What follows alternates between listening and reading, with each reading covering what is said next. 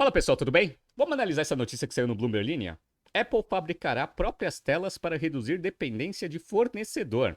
A Apple, há alguns anos, já vem internalizando os principais componentes dos seus dispositivos.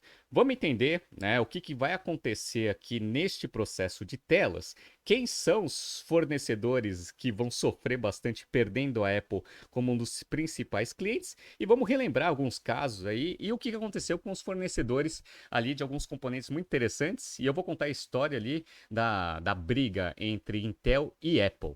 Se você gosta das nossas análises, por favor, dê um like nesse vídeo. E se você puder compartilhar as nossas análises com pessoas que possam fazer bom uso delas, a gente agradece. Relembrando que no dia 23 de janeiro a gente dá início à primeira turma de 2023 do Strategy Finance Program, um curso completo para tomada de decisões estratégicas alicerciada em conhecimento de finanças corporativas, valuation e estratégia empresarial. Então, se você é um tomador de decisões estratégicas dentro da sua companhia ou suporta decisões estratégicas, entre no nosso site www.btcompany.com.br e faça parte da primeira turma de 2023. Curso muito rápido, 2 meses, direto comigo. Vejo vocês dia 23 de janeiro. Bora! Deixa eu começar esse BTC News contando a história principal que é a briga entre Intel e Apple, né? O que aconteceu? Para quem está vendo aqui no YouTube, eu peguei uma notícia de 2011, ó, 31 de maio de 2011. A Intel, naquele momento, ela tinha desenvolvido o projeto do Ultrabook, que é aquele notebook fininho, né, que a Dell, a HP, Acer, entre outros, fabricam, né? Tem muita gente que acha que quem desenvolveu esse projeto foram os fabricantes de notebook. Não. Quem desenvolveu o projeto do Ultrabook foi a própria Intel. Aí que vem a pergunta: por que a Intel ela desenvolveu esse projeto e entregou isso para os parceiros para eles conseguirem ter notebooks finos no mercado? Porque em 2007 a Apple conseguiu uma coisa que abalou o mercado de tecnologia, que foi o lançamento do MacBook Air. Por que abalou? Porque o MacBook Air ele foi lançado, e aí qual que é uma das, né, das principais features aí do negócio? É que ele é muito fino. Ninguém entendeu como que a Apple conseguiu fazer um notebook tão fino assim. E isso é ótimo, principalmente para mobilidade, entre outras coisas, né? E aí, o que aconteceu? Em 2007 foi lançado o MacBook Air, e aí nenhum outro fabricante de notebook conseguiu fazer um notebook para concorrer. Basicamente, a categoria ali era só da Apple. E por que a Intel não gostou desse movimento? A Intel, ela também era, naquela época, fornecedora de processadores para a Apple. Perfeito. O que ela observou? Ela observou que, como o MacBook Air ele é muito mais caro aí que os notebooks tradicionais de mercado, e era um item de desejo e todo mundo queria ter, muita gente acumulava mais dinheiro, obviamente porque era mais caro, comprava um MacBook Air e ficava com ele mais tempo. Ou seja, o volume de venda de notebooks na categoria, né, ou seja, ali nos principais substitutos, mas nenhum conseguia chegar na espessura do MacBook Air, começou a diminuir, porque as pessoas começaram a migrar, né, dos notebooks tradicionais mais baratos para tentar acumular dinheiro e comprar um MacBook Air. E ainda quando comprava, ainda demorava mais tempo para trocar. Ou seja, o volume de microprocessadores estava começando a diminuir porque o volume de notebooks estava diminuindo.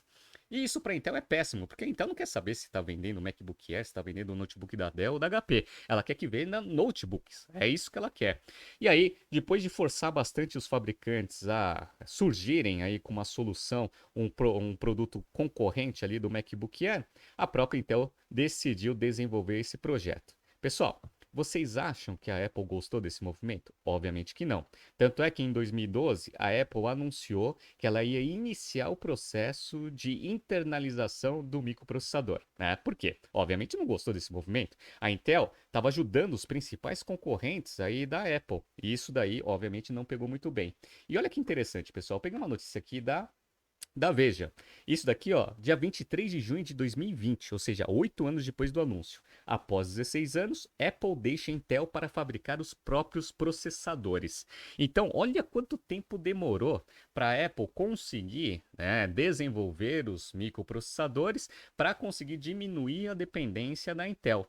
Então, esse que foi o movimento aí que a Intel desencadeou no momento que ela quis beneficiar os principais concorrentes ali da Apple. Então, a Apple viu que não podia ficar na mão da Intel, até porque também não tinha outro substituto. A AMD, ela estava muito mal das pernas na época, e aí ela decidiu fazer esse desenvolvimento interno e até deu certo, porque ela usou uma outra arquitetura, né, a arquitetura ARM, que até consome menos energia e como agora os dispositivos móveis eles estão todos difundidos no mercado, a Apple até está saindo bem dentro desse processo. E a Intel, obviamente, ficou muito abalada com a perda aí da Apple como principal cliente. Só para vocês verem o impacto dessa notícia aqui, ó, 23 de junho de 2020, tá, pessoal?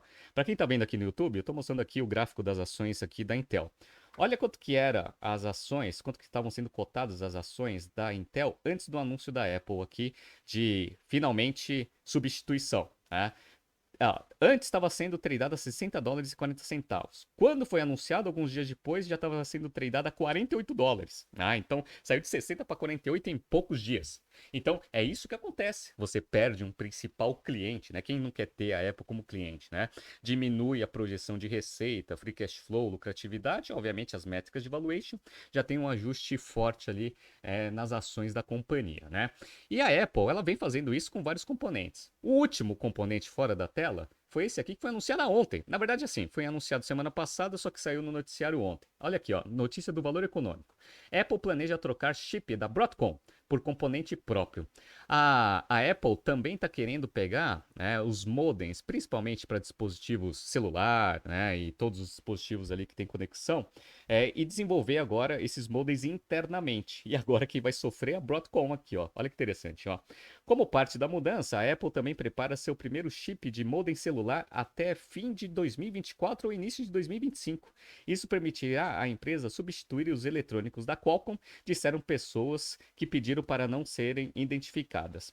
A expectativa era de que a Apple trocasse os componentes da Qualcomm ainda este ano, mas problemas de desenvolvimento atrasaram o cronograma. A Apple é a maior cliente da Broadcom e respondeu por cerca de 20% da receita da fabricante no último ano fiscal, em um total de quase 7 bilhões de dólares. Então a Broadcom vai perder um cliente de 7 bilhões de dólares. Tudo bem, a Broadcom ela só vai parar, a princípio, né, com esse anúncio, de fornecer um modem celular. Ainda tem outros componentes que a Apple demanda da Broadcom, mas esse especificamente já foi pro saco, né?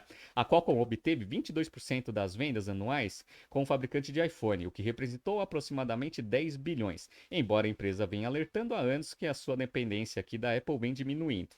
Então a Qualcomm também está sofrendo, um monte aí de fornecedor que tem a Apple como principal cliente vai sofrer dentro desse processo. Só para mostrar para vocês aqui, também teve um movimento semelhante aqui com as ações da Broadcom, né? Então, antes do anúncio estavam sendo tradeadas a 588 dólares, depois do anúncio agora está sendo tradeadas a 576 dólares, né? Então, também queda aí, ninguém quer perder a Apple como cliente, né? Então, entendemos aqui um pouco do contexto aí do porquê que a Apple está fazendo esse tipo de operação. Pelo menos, na verdade, a gente viu o histórico. Agora vamos entender o caso das telas, né?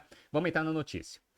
A Apple planeja começar a usar suas próprias telas personalizadas em dispositivos móveis já em 2024, um esforço para reduzir sua dependência de parceiros tecnológicos como Samsung e LG e trazer mais componentes internos. A empresa pretende iniciar a substituição das telas nos relógios mais sofisticados no final de 2024, ou seja, o Apple Watch aí que vai ser o primeiro teste aí do desenvolvimento interno. De acordo com pessoas a par do projeto, as telas passam do atual padrão OLED para uma tecnologia chamada MicroLED, e a Apple planeja estender as novas telas a outros dispositivos, incluindo o iPhone. Que foi basicamente o que a Apple fez, né? Ela desenvolveu ali processador para dispositivo móvel e agora está passando isso para notebook. Operacionalmente, pessoal, você conseguir internalizar o desenvolvimento traz muitos benefícios. Eu vou pegar aqui um trecho da notícia e aí depois eu exploro mais esse ponto, tá? Vamos lá. As mudanças são parte de uma iniciativa geral para substituir os suprimentos da Apple por peças feitas internamente, um movimento que dará à empresa mais controle sobre o design e as capacidades dos seus produtos. O gigante de tecnologia abandonou os chips da Intel em seus computadores Mac em favor de projetos internos e planeja fazer o mesmo com os principais componentes sem fio em seus iPhones, como a gente viu na notícia ali da Broadcom, né? A empresa sediada em Cupertino, Califórnia, não quis se pronunciar a respeito. Samsung é o fabricante de monitores mais avançados do mundo e tem produzido sua própria versão de microLEDs para TVs. Mas ao trazer os displays internamente, a Apple poderia, ao longo prazo, personalizar melhor seus dispositivos e manter maior controle sobre sua cadeia de abastecimento. Então, quais são as vantagens, tanto no caso da tela quanto nos outros, aqui para a Apple fazendo esse processo de internalização? Ela tem controle e aí ela consegue fazer componentes customizados para os projetos que ela tem. Ela não precisa ficar adaptando ali os componentes, ali, né, na verdade os dispositivos, para os componentes padrão de mercado dos fabricantes tradicionais. Então, essa é a grande vantagem. Sem contar que a Apple também ela tem uma gama muito grande ali de dispositivos. Então, ela tem, a princípio, né, um poder de conseguir testar isso em algum componente, dando certo, ela consegue estender isso para outros componentes e aí ela vai diminuindo cada vez mais a dependência. Então é ótimo isso, né? Então ela vai ter controle ali interno dos principais componentes, isso dando bastante flexibilidade operacional e de desenvolvimento de produto. Interessante isso, né? Beleza, vamos lá. O projeto de troca de telas da Apple está em curso há anos. A Bloomberg informou pela primeira vez em 2018 sobre o plano da empresa de projetar seus próprios displays, começando com o Apple Watch. A mudança será um duro golpe para a Samsung Display e a LG Display, os dois principais fornecedores dos displays do relógio. Vamos ver o quanto que a Apple representa dessas duas empresas. Vai lá. A Apple representa 36% da receita da LG Displays, de acordo com os dados compilados pela Bloomberg. A Samsung, que compete com a Apple no mercado de smartphone, além de servir como fornecedor, recebe cerca de 6,6% das suas vendas do fabricante de iPhone. Então a Samsung ela já tem uma carteira de clientes mais diversificada, vai sofrer um pouco menos. Mas a LG Display vai tomar uma cacetada. 36% da receita, a princípio, vai virar zero. Então, a LG já tem que começar a buscar novos clientes para conseguir repor aí a perda desse cliente aí no médio prazo. Vamos ver o que vai acontecer.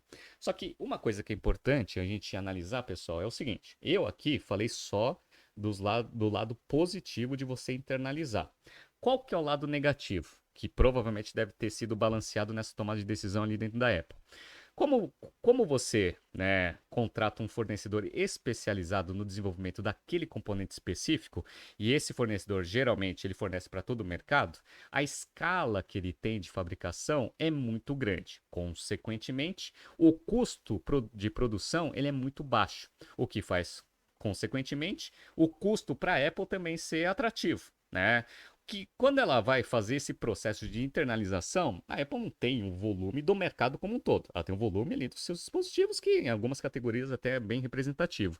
Mas vocês concordam comigo que tendo menos escala, a princípio o custo unitário de tudo que vai ser produzido internamente vai ser muito mais alto? Isso eventualmente vai ter que ser repassado no preço para manter as margens operacionais.